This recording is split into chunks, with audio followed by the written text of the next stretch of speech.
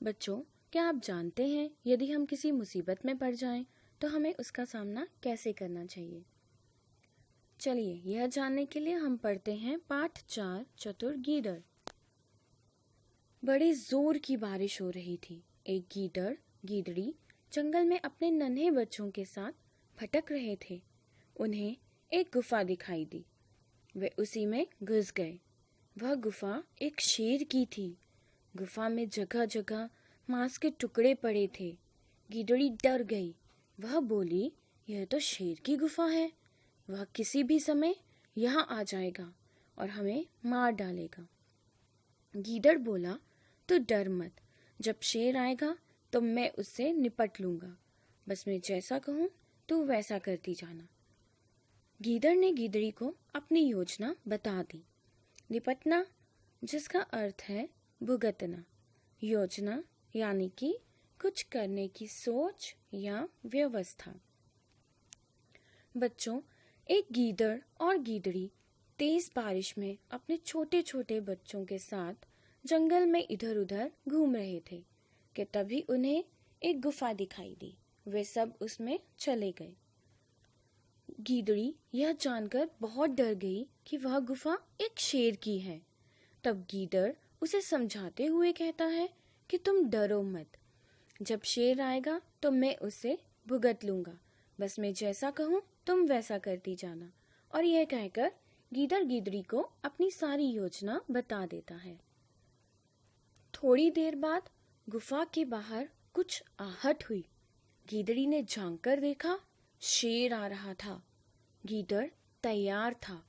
उसने भारी भरकम ऊंची आवाज में पुकारा, जंजीरा। गुफा के पास के दरवाजे से गीदड़ी ने जवाब दिया, जी 30 मार खां। शेर ने सुना तो रुक गया। वह सोचने लगा, 30 मार खां? यह 30 मार खां कौन है? जरूर कोई भयानक शक्तिशाली जीव होगा, तभी तो मेरी गुफा में घुसने की उसकी हिम्मत हुई है। आहट यानी कि चलने की आवाज। भयानक, जिसका अर्थ है डरावना। शक्तिशाली यानी कि ताकतवर। और जीव का अर्थ है प्राणी। जब गीदड़ ने शेर के आने की आवाज सुनी तो वह ऊंची आवाज में बोलता है, जंजीरा। और गीदड़ी भी उसे जवाब देती है, जी 30 मार खां। और यह सब सुनकर शेर बहुत डर जाता है और गुफा के बाहर ही रुक जाता है और सोचने लगता है, यह 30 मार खां जरूर ही कोई डरावना ताकतवर प्राणी होगा, तभी तो उसने मेरी गुफा में घुसने की हिम्मत की है। शेर उल्टे पांव लौट गया। उसने यह बात जाकर अपने साथियों को बताई। वे सब उस पर हंसने लगे। एक साथी बोला, भाई तुम तो बड़े डरपोक निकले। अपने को जंगल का राजा कहते हो। चलो हम तुम्हारे साथ चलते हैं, देखते हैं कौन बड़ा 30 मार खां है। शेर बोला, मैं बता रहा हूँ कि वहां जाना खतरनाक हो सकता है, लेकिन तुम लोग कहते हो तो चलता हूँ। जब शेर ने यह सारा किस्सा अपने साथियों को बताया तो वह सब उसका मजाक लेने लगे। वह सब उसे अपने साथ 30 मार खां के पास चलने के लिए कहते हैं कि चलो हम चलकर देखते हैं कि आखिर यह 30 मार खां है कौन। वे एक साथ गुफा की तरफ चल दिए। 30 मार खां से मुकाबला करने के लिए उन्होंने सोचा कि क्यों ना हम एक दूसरे की पीठ पर चढ़ जाएं। इससे हम भी भयानक और शक्तिशाली लगेंगे। वे एक दूसरे की पीठ पर चढ़ गए। गीदड़ ने उन्हें आते देखा तो रौबीली आवाज में बोला, अरे जंजीरा, ये बच्चे क्यों रो रहे हैं? गीदड़ी बोली, बच्चे भूखे हैं, ये शेर का मांस मांग रहे हैं। गीदड़ ने कहा, सुबह ही तो मैं एक शेर मारकर लाया था। गीदड़ी बोली, 30 मार खां जी, बच्चों को शेर का ताजा मांस चाहिए। मुझे शेर की गंध आ रही है। आप बाहर जाकर जल्दी से शेर मारकर लाइए। शेर और उसके साथी 30 मार खां से मुकाबला करने के लिए उसकी गुफा की ओर चलते हैं, किंतु वह भयानक और शक्तिशाली लगने के लिए एक दूसरे की पीठ पर चढ़ जाते हैं।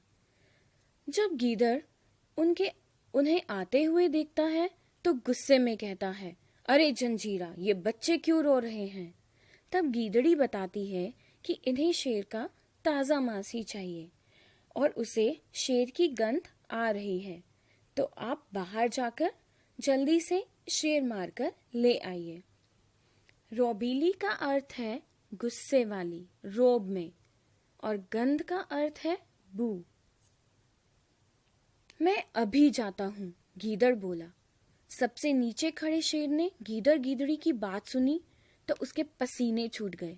वह जो दुम दबाकर भागा तो उसके ऊपर खड़े शेर भी धड़ाम धड़ाम करते नीचे आ गिरे। वे भी गिरते पड़ते जान बचाकर भागे। रास्ते में एक लोमड़ी ने उन्हें भागते देखा तो पूछा, क्या बात है, आप लोग इस तरह घबराकर क्यों भाग रहे हैं? शेर रुककर हांफते हांफते बोला, मेरी गुफा पर किसी तीसमारखा नाम के जानवर ने कब्जा कर लिया है। वह बड़ा शक्तिशाली है। वह तो हमें मारकर खाने वाला था।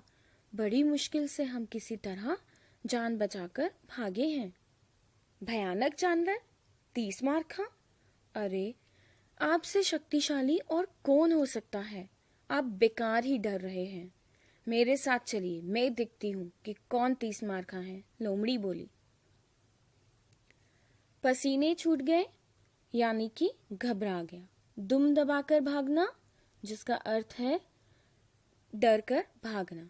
कब्जा यानी कि अधिकार करना। तो बच्चों, गीदड़ी की बात सुनकर जब गीदड़ कहता है कि हाँ, मैं अभी जाकर शेर को मारकर ले आता हूँ, तो यह बात सुनकर सबसे नीचे खड़ा शेर बहुत घबरा जाता है और डरकर भागने लगता है। और भागते भागते बाकी ऊपर खड़े शेर भी एक एक करके नीचे गिर जाते हैं। भागते भागते उन्हें रास्ते में एक लोमड़ी दिखाई देती है जो उन्हें यह पूछती है कि वह सब ऐसे क्यों भाग रहे हैं। तब शेर बताता है कि उसकी गुफा पर किसी तीसमारखा नाम के एक भयानक और शक्तिशाली जानवर ने अपना अधिकार जमा लिया है, जिसके कारण वह अपनी जान बचाकर भाग रहे हैं। तब लोमड़ी शेर को समझाते हुए कहती है कि आपसे बड़ा शक्तिशाली और कौन हो सकता है, आप बेकार ही डर रहे हैं। चलिए, मैं आपके साथ चलती हूँ और देखती हूँ कि यह तीसमारखा है कौन। ना भाई ना, मैं नहीं जाऊंगा। इतनी मुश्किल से तो जान बची है और तुम्हारा क्या भरोसा, मुसीबत आते ही भाग गई तो? शेर बोला। लोमड़ी ने कहा, आप इतना क्यों डर रहे हैं? मुझ पर भरोसा नहीं है तो हम एक दूसरे को रस्सी से बांध लेते हैं, फिर तो मेरे भागने का कोई खतरा नहीं होगा। शेर ने कहा, हाँ, यह ठीक रहेगा।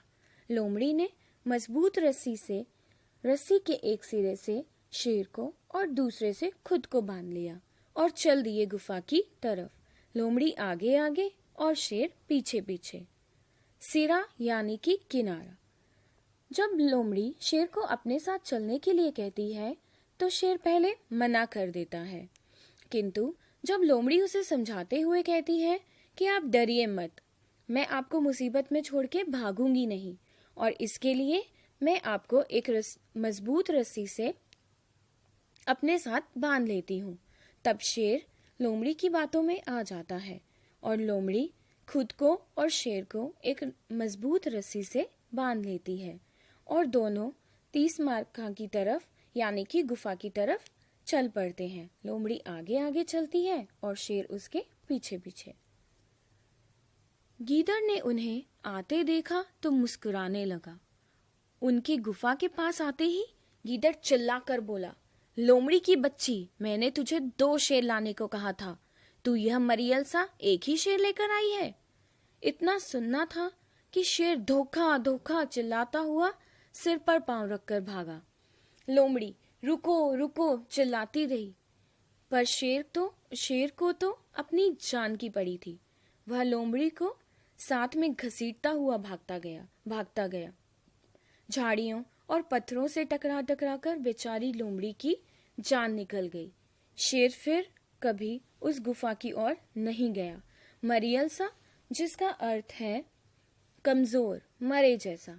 सिर पर पांव रखकर भागना यानी बहुत तेजी से भागना। तो बच्चों, जब गीदड़ ने लोमड़ी और शेर के आने की आवाज सुनी तो वह मुस्कुराते हुए कहता है, अरे लोमड़ी, मैंने तुम्हें 2 शेर लाने के लिए कहा था, तुम यह एक कमजोर सा शेर लेकर आई हो। और यह सुनते ही शेर को लगा कि लोमड़ी ने उसके साथ धोखा कर लिया है और वह बहुत तेजी से भागने लगा। लोमड़ी बोलती रही कि रुको रुको, मैंने तुम्हारे साथ कोई धोखा नहीं किया है, किंतु शेर ने उसकी एक भी बात नहीं सुनी और उसे भी अपने साथ घसीटता हुआ भागता गया और झाड़ियों और पत्थरों से टकरा टकरा कर बेचारी लोमड़ी की जान चली गई। और शेर उस गुफा की ओर फिर कभी नहीं गया। शेर की उस गुफा की ओर जाने की हिम्मत दोबारा कभी नहीं हुई। तो बच्चों, हमें इस कहानी से क्या शिक्षा मिलती है?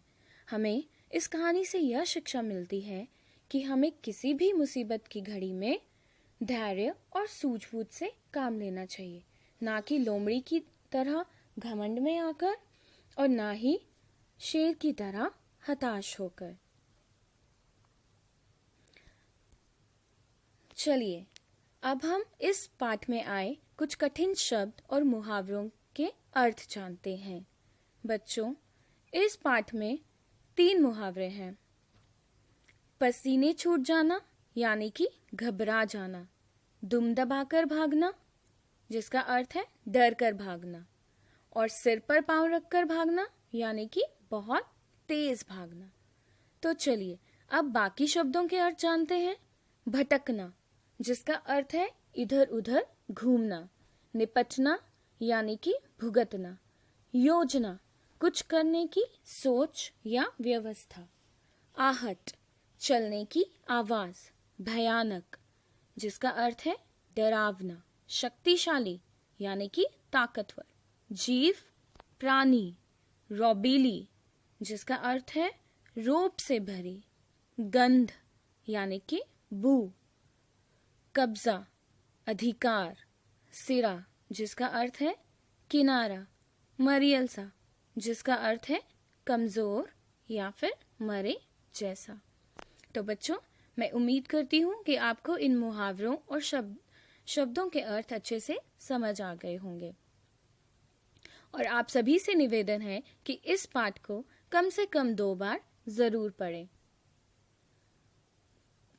प्यारे बच्चों, स्वस्थ रहिए, खुश रहिए। धन्यवाद।